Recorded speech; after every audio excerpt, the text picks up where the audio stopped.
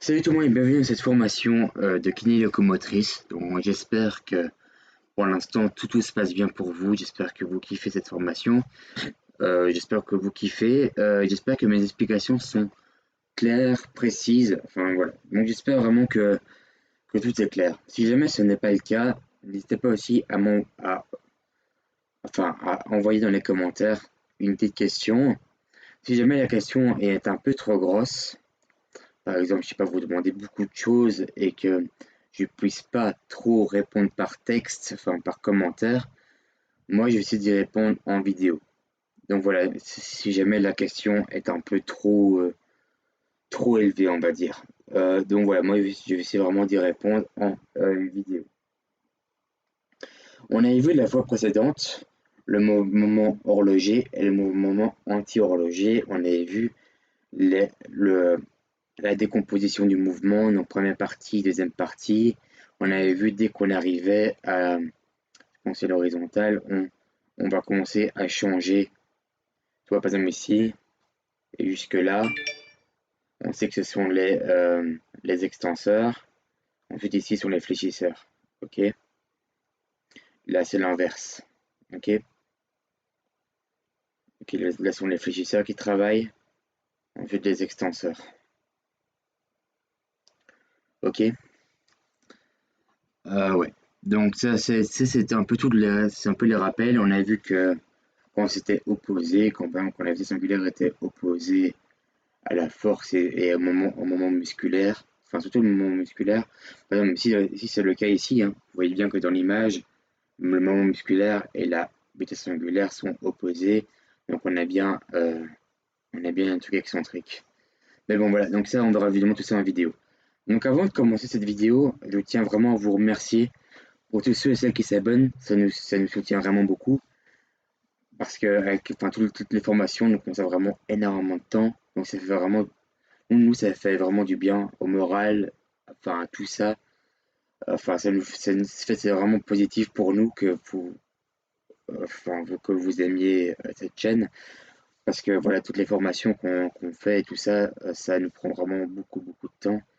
Et donc, enfin, on remercie vraiment tous ceux et celles qui s'abonnent voilà. Vous êtes vraiment super sympa et nous, évidemment, on va continuer à se surpasser pour que vous puissiez avoir du contenu exceptionnel sur cette chaîne, en fait.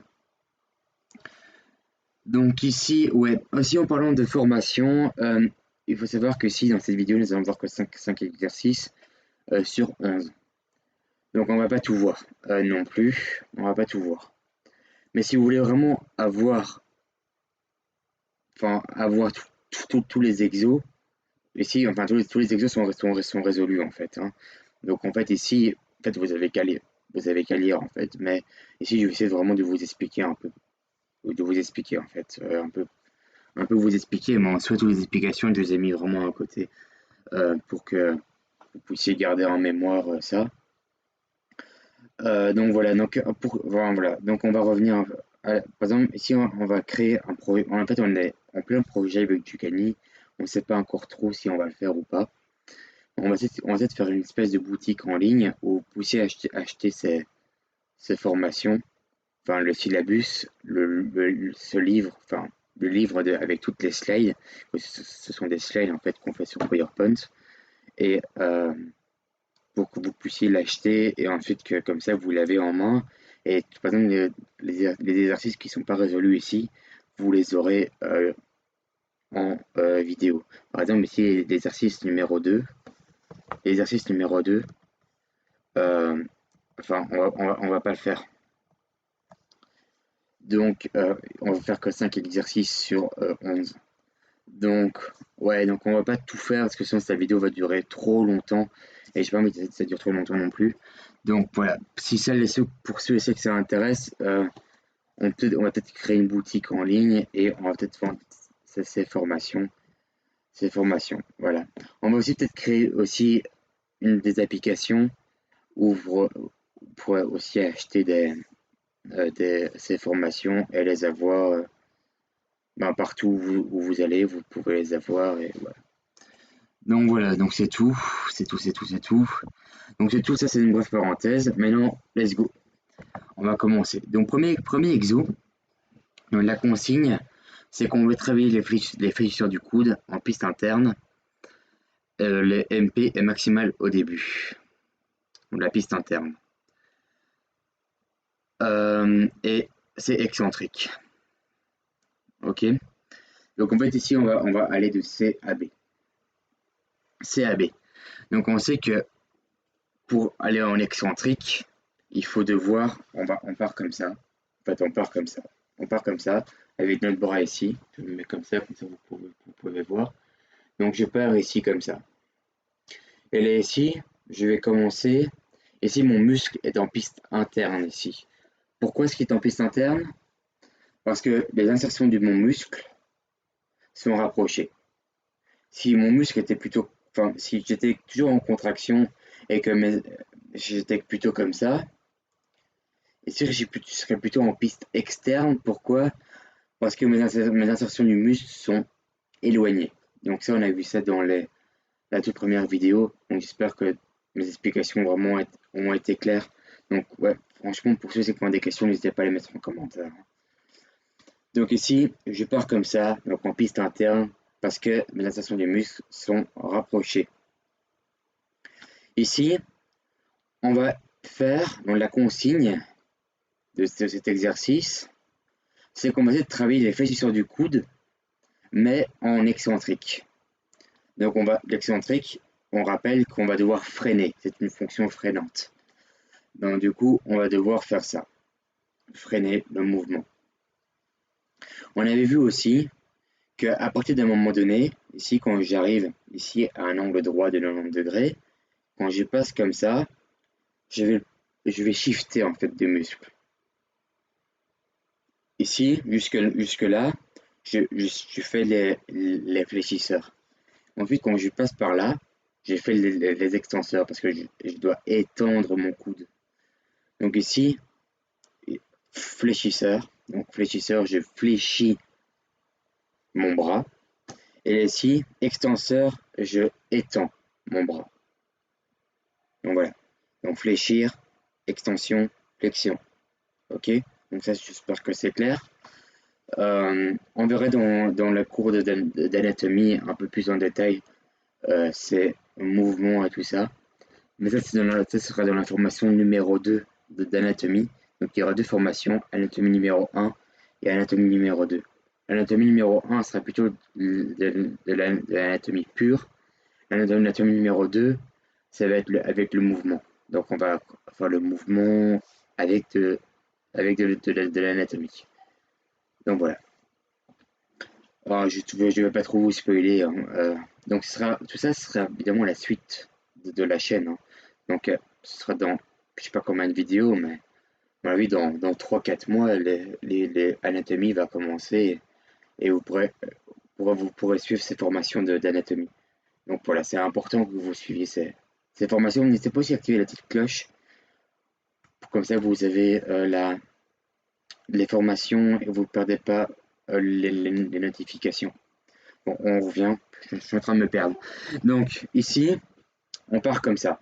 On part de C et on va vers B. Donc en fait, ici, on sait que la vitesse, elle va dans cette direction-là. Parce que ici, je fais ça, tu vois, je fais ça, ici. Donc la vitesse, elle va bien là-bas. Ok, donc c'est bien marqué sur le schéma. Tout est marqué en fait, hein. Donc, du coup, la vitesse angulaire, elle est négative. Pourquoi est-ce qu'elle est négative? Pourquoi est-ce qu'elle n'est pas positive? Sérieux. Parce qu'en fait, on a vu que quand on a un sens horloger, donc ça c'est la vidéo numéro 2, hein. Quand on a un sens horloger, on sait que c'est négatif. Quand on a un sens anti-horloger, donc anti-horloger c'est vers moi, c'est positif. Donc ici, comme ça, c'est négatif. On dit que le moment musculaire, lui, il est positif. Pourquoi? Parce qu'il est dans le sens anti-horloger. Donc comme on sait que les deux sont opposés de l'un de l'autre, on sait qu'on est en excentrique. Ben bingo, bingo. En fait, à vrai dire, on a le résultat de l'exercice ici. Donc comme ça, ici, comme ça, quand je vais faire ça, ben je suis en excentrique. et je fais mes muscles fléchisseurs. Pourquoi? Parce que ici, jusqu'à 90 degrés, ce sont les muscles fléchisseurs qui travaillent encore. Donc le début de la contraction concentrique est en piste B. Ok, donc ça c'est la piste B. Ah, on se situe vers 90 degrés. On sommes en piste B. Donc le segment doit être à l'horizontale pour que le moment de pesanteur MP soit maximal. Donc en fait ici, en position B, le moment de pesanteur est maximal.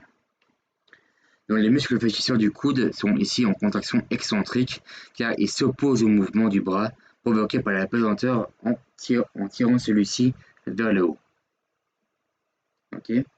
Donc en fait c'est un peu tout ce que j'ai dit. Donc on part de C à B. À l'horizontale, la force MP est maximale. Je sais pas si vous avez déjà essayé de porter une caisse ou des gros livres et tout ça. Je sais pas, on pourrait essayer de porter. On dit que c'est pas vraiment de caisse, mais imaginons que je porte ça à l'horizontale. Bah, ici, c'est pas super lourd, hein, c'est un petit truc. Mais si je, si c'était plus lourd, bah à la fin, mes bras, je vais commencer à fatiguer. Donc à la fin, en fait, je me pose à la pesanteur en, enfin, je me pose à la pesanteur en fait. Donc en fait, soit vous lâchez la caisse comme ça, mais ça ici, ce serait aussi gênant parce que vos jambes, je crois, elles cogneraient contre la caisse et tout, donc vous serez obligé de faire ça comme ça. Mais en fait, vous allez continuellement faire un exercice contre-pesanteur. Donc il faut savoir qu'en B, c'est vraiment le MP sera maximal. Le MP sera maximal. Voilà, donc ici on est en piste interne, voilà, donc tout ça c'est fait. Donc voilà, c'est tout. Donc en fait, comme on sait que ici l'excentrique, pourquoi est-ce que c'est excentrique? Parce que le moment musculaire c'est positif et la vitesse angulaire c'est négative. Donc comme on a bien un plus et un moins, on sait que c'est une fonction qui est freinante. On dit de contraction excentrique. On sait que ici on travaille les fissures du coude parce que ici on fléchit. Et donc en fait ici on va de là à là. Donc ça c'est la première partie du mouvement. De là à là, on sait que ce sont les extenseurs. Ici, à partir de là, ce sont les fléchisseurs. Ok. Et ici, c'est l'inverse. Ici, on est en piste interne, on est contracté, on a les insertions du muscle qui sont très bien rapprochées. Donc, du coup, quand on va aller comme ça, jusque-là, ce sont encore les fléchisseurs qui vont travailler. Donc voilà. Donc c'est tout pour cet exercice. J'espère que vous avez compris cet exercice. On passe au suivant. Donc ici, on va faire l'exercice numéro 3 avec la jambe et la cuisse.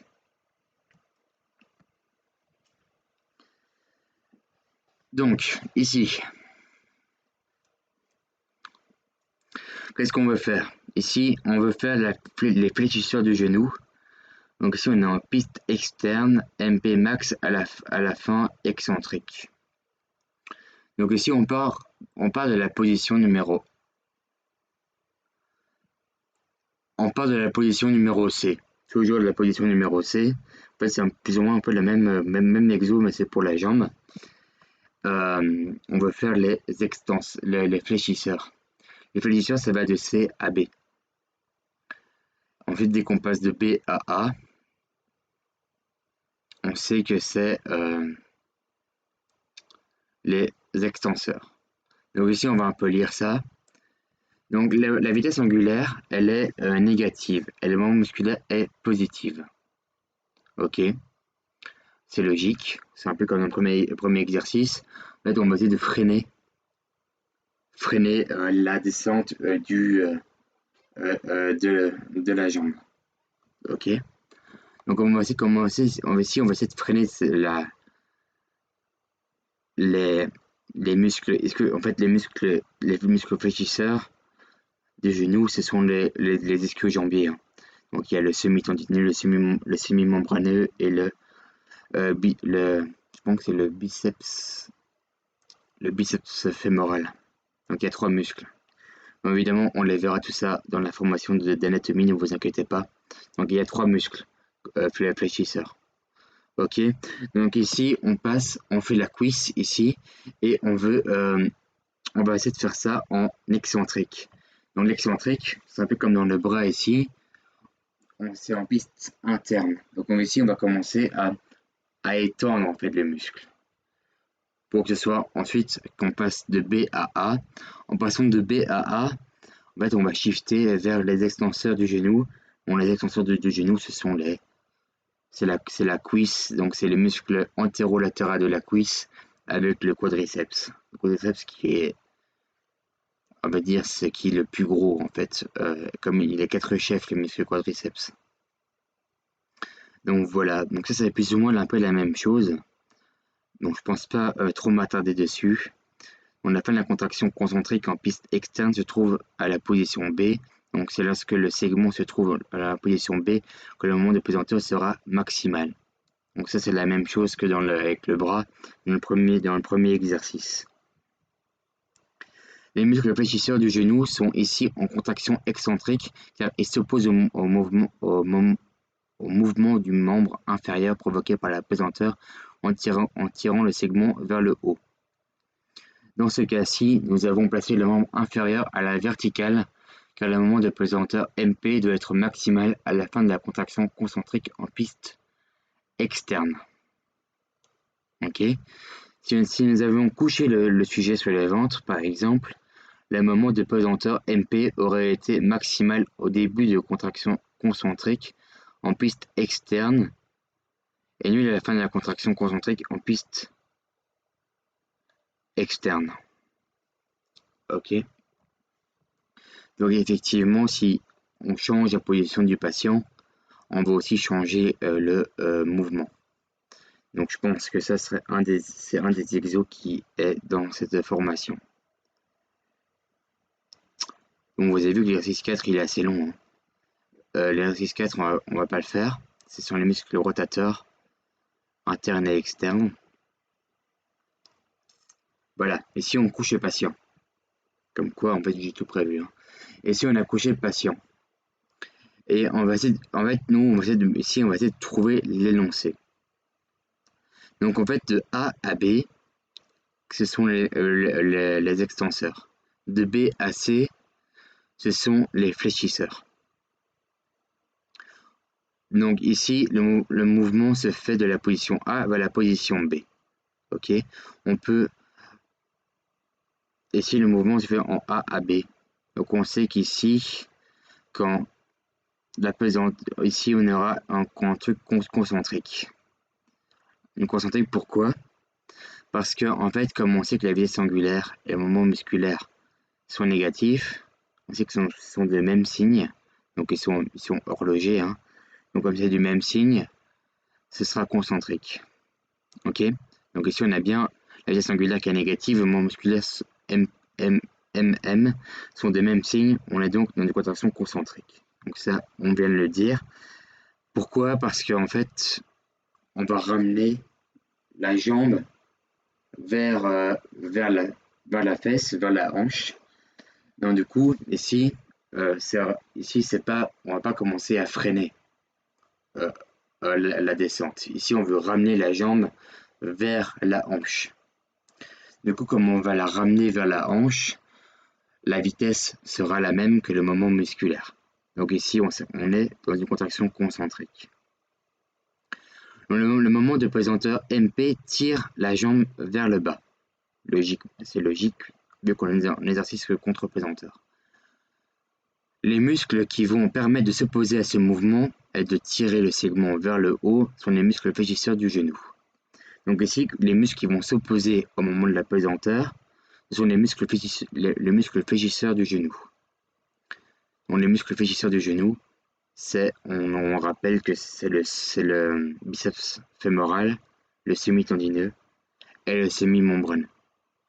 On verra tout ça évidemment en détail dans la suite de la catégorie de médical, hein, de la suite de la playlist médicale. Ici, la formation est en cours d'écriture de l'anatomie 1. Donc une fois qu'elle sera terminée, hop, je ferai les vidéos dessus. Ok, donc le MP pour qu'on s'oppose, donc ici MP et M, et le moment de pesanteur et le moment musculaire sont opposés l'un de l'autre. Donc le moment musculaire, ce sont les muscles fléchisseurs du genou.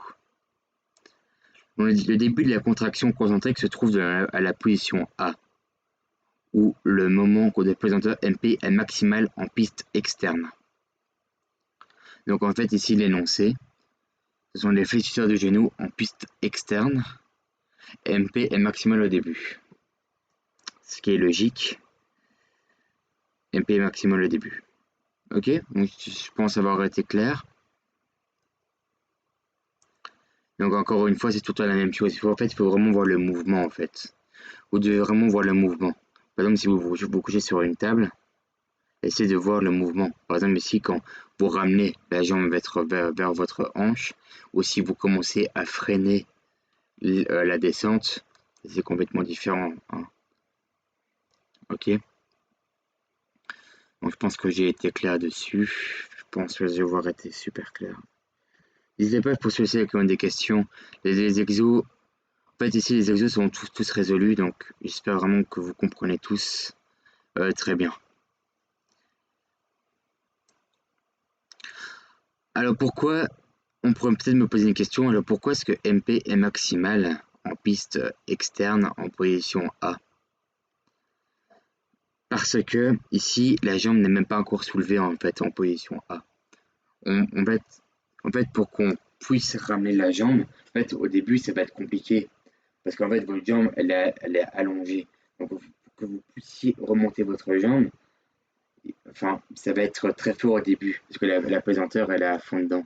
Dès que vous avez actionné le mouvement, la force, le MP sera de plus en plus faible, en fait.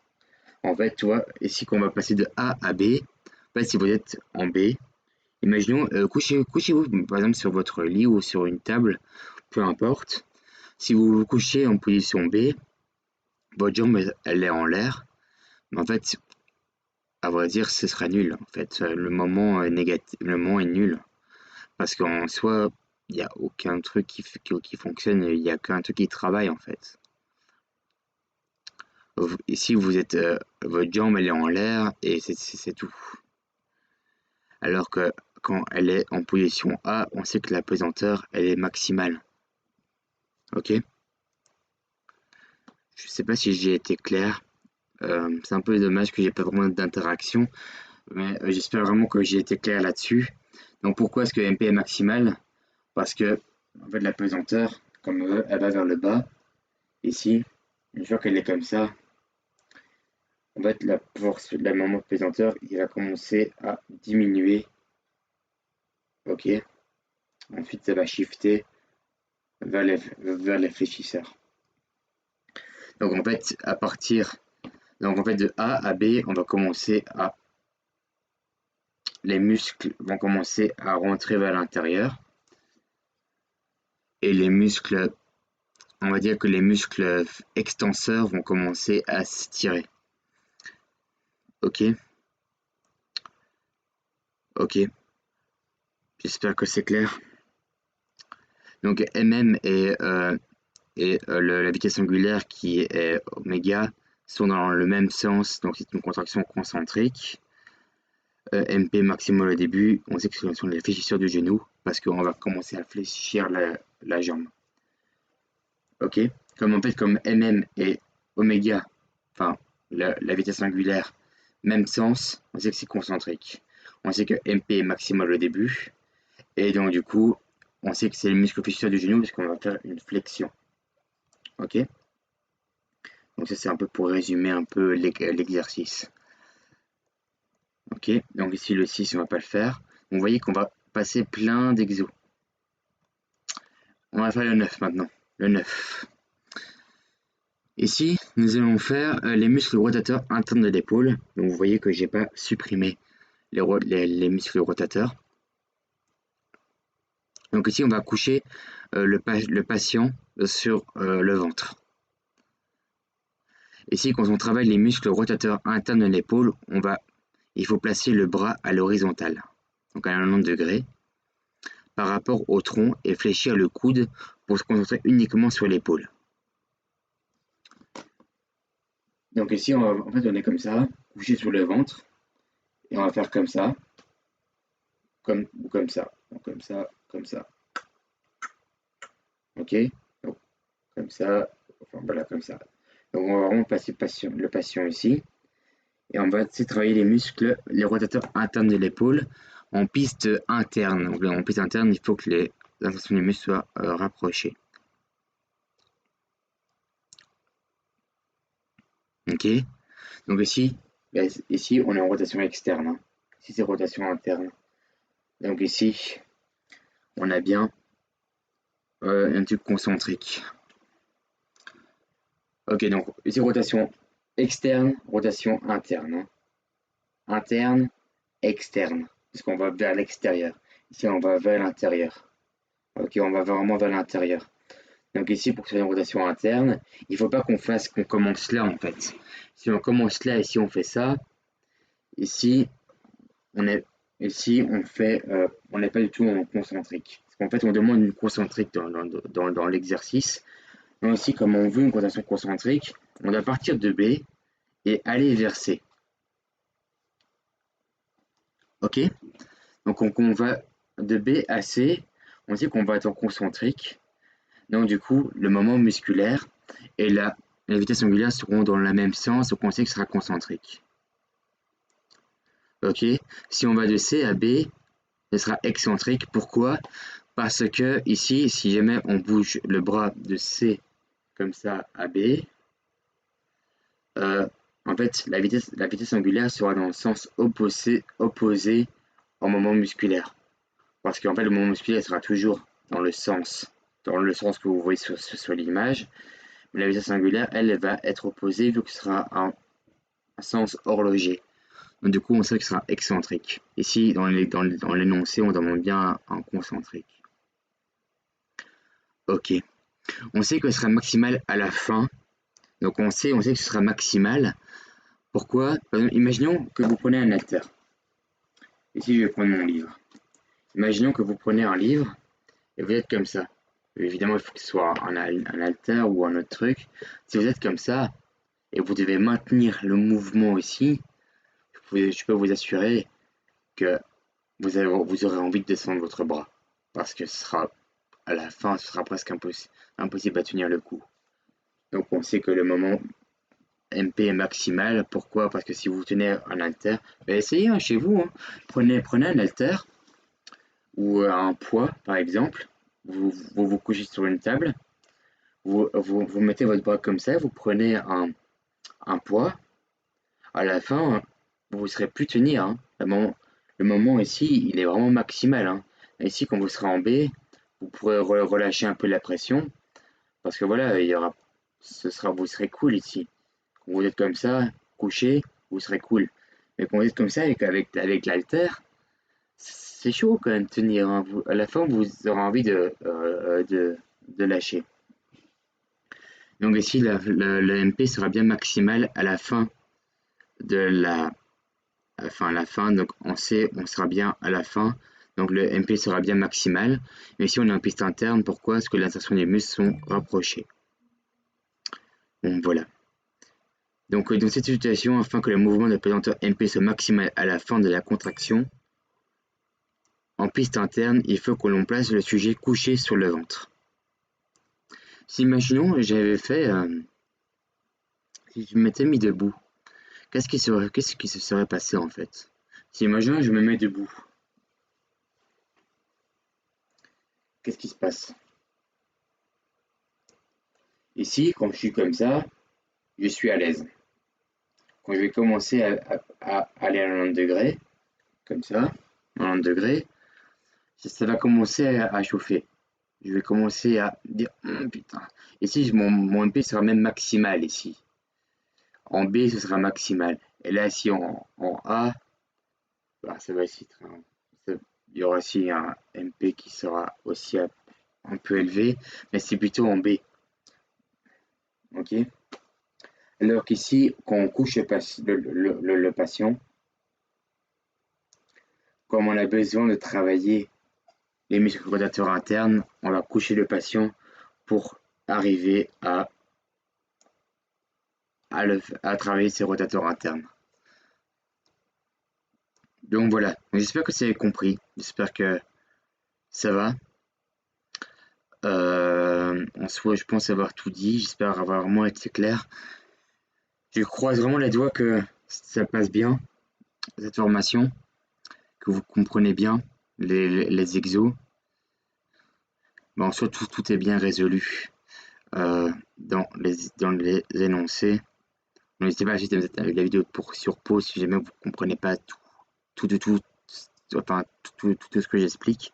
Mais ensuite, tout ce que j'explique, c'est tout ce qui est noté. Donc voilà. Aussi, les rotateurs internes de l'épaule sont aussi en contraction concentrique car ils s'opposent au mouvement du bras provoqué par la pesanteur en le tirant vers le haut. Ok? En fait, ici, on est en contraction concentrique parce qu'on est les muscles ici on va vraiment essayer de tenir le plus longtemps possible en fait dans dans ce mouvement en fait. Et la pesanteur, elle va toujours vers le bas. Ok? Donc voilà, j'espère vraiment avoir été clair dessus. Et ici, c'est le dernier exercice. Donc ici, on va travailler toujours les rotateurs internes de l'épaule, mais en piste externe, alors qu'ici, on était en piste interne. Donc pour ce faire, nous allons mettre le patient sur le dos. La vitesse angulaire, elle sera négative. Pourquoi? Parce que ici, il faudra qu'on fasse comme ça. Moment de pesanteur, elle sera comme ça. Vous voyez ici, le MP sera maximal au début, ce qui est logique. Si vous prenez un poids et vous essayez de tenir comme ça, à la fin, vous aurez envie d'aller vers le bas comme ça. Hein. Imaginons que vous prenez, je sais pas moi, une télécommande, enfin un halter, on dit que c'est un halter de 10 kg. Quand vous serez couché sur le dos, ici je ne vais pas me coucher sur le dos, mais si je me couche sur le dos, si je me couche sur le dos comme ça, à la fin, mon bras il va avoir tendance à partir. Donc ici, mon MP est bien maximal au début. Et pour ramener ici comme ça, donc ici je travaille mes rotateurs internes. Ici je suis comme ça et je vais travailler, je vais aller en interne, donc aller vers l'intérieur. Donc je vais vraiment vers l'intérieur pour travailler mon rotateur interne. Ok, donc on sait que le, la vitesse angulaire sera négative, ainsi que le moment musculaire sera également négatif. Pourquoi? Parce qu'ils sont dans un sens horloger. Comme c'est horloger, on sait que c'est négatif. Donc ici, comme en fait tous les deux sont négatifs, on sait qu'on est en concentrique. Donc ici, en A, on sait que le moment pesanteur sera maximal. Pourquoi? Parce que, enfin, vraiment, faites-le chez vous. Hein. Faites-le chez vous si vous ne me croyez pas. Faites-le chez vous. Prenez une haltère de, je sais pas, 10 kg par exemple, et faites-le chez vous. Vous allez voir que ici, quand vous êtes couché sur le dos, comme ça, enfin, votre poids, enfin, le poids de l'haltère, vous allez avoir tendance, enfin, ici, quand vous êtes comme ça, je pense que c'est plus clair, le, le- enfin, votre bras, il aura tendance à aller enfin, vers le bas, ok? Donc, du coup, on sera bien maximal. Donc, au plus on ira comme ça, au plus la MP va diminuer. Ok? Donc ici, le moment MP sera maximal en A, en début de mouvement. Les muscles rotateurs internes de l'épaule sont ici en contraction concentrique car ils s'opposent au mouvement du bras provoqué par la pesanteur en le tirant vers le haut. Ok? Donc ici, on va vraiment s'opposer à la pesanteur en prenant le bras ici et en le mettant comme ça. Donc ici, on va vraiment s'opposer à la pesanteur. Évidemment, moi je suis assis ici, donc c'est pas du tout la même chose. Ok? Ici, il faut vraiment le faire coucher hein, sur le dos. Mais si je suis assis, donc en fait, ce sera pas du tout la même chose. Pour que vous travaillez vos rotateurs internes en piste externe, vous devez vraiment vous coucher sur le dos. En piste interne, vous vous couchez sur le ventre. Ok? Donc la piste interne, c'est cet exercice-là. Ici, c'est la piste externe. Ok? Donc voilà. Donc j'espère que vous avez compris. C'était la partie un peu plus dure de cette formation parce que, en fait, à dire, ce sera le seul exercice de cette formation. Il n'y aura pas d'autres exercices. Donc à la fin, ce sera beaucoup de théorie. Il faut savoir que cette formation est également pratique parce que enfin, tout ce que je vous explique en théorie, vous pouvez très bien l'appliquer sur euh, chez vous en fait. Par exemple, ici, nous allons voir la marche. La semaine prochaine, on verra la marche et on verra comment augmenter sa vitesse de marche et tout. Donc, vous pouvez très bien tester la théorie à la pratique en essayant de faire ce que je vous donne comme conseil. Donc voilà, donc ça, on va vraiment commencer le vif du sujet la semaine prochaine. Donc voilà, donc j'espère vraiment avoir été clair dans ces exos. Euh, donc voilà, les exercices qu'on n'a pas fait, malheureusement, on les fera pas. Sauf si je fais une vidéo bonus à la fin de cette formation, mais je pense pas qu'on va les faire. Donc évidemment, pour ceux et celles qui veulent vraiment avoir ces exos, il faut vraiment peut-être aller chercher les syllabus sur peut-être la boutique qu'on a créée avec Ducani. Mais voilà, on n'est pas encore sûr de la créer, donc dites-nous vraiment en commentaire si vous avez vraiment envie d'avoir cette boutique. Si vous n'avez pas envie, on va pas la créer. Hein, si vous... enfin, c'est vraiment pour vous qu'on la crée. Hein. Nous, on a les syllabus. Et si, voilà, c'est vraiment pour vous. Hein. En fait, on fait vraiment ça vraiment pour vous, pour que vous puissiez progresser par, via YouTube, en fait. Donc voilà, donc j'espère que ces exos ont été clairs. C'était peut-être plus dur cette vidéo. Donc n'hésitez pas à la revoir peut-être plusieurs fois. N'hésitez pas aussi à mettre la vidéo en pause si jamais vous avez pour lire le texte, parce qu'à chaque fois j'essaie de mettre le texte pour l'explication de l'exercice. Donc j'espère vraiment que ça a été clair. C'est vraiment été clair. Donc voilà. Donc c'est tout pour cette vidéo. Bon, j'espère que mes explications étaient claires. J'espère que vous comprenez cette formation depuis le début. Mais la semaine prochaine, nous allons passer au cycle de la marche.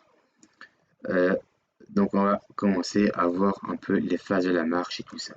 Donc voilà, c'est un petit avant-goût de la semaine prochaine.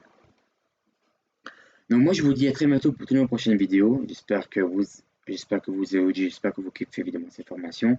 On se dit à la semaine prochaine, samedi, pour vers 14h, 14h15 pour la suite de cette formation. Moi je vous dis à très bientôt pour une prochaine vidéo. C'était Arthur. Ciao.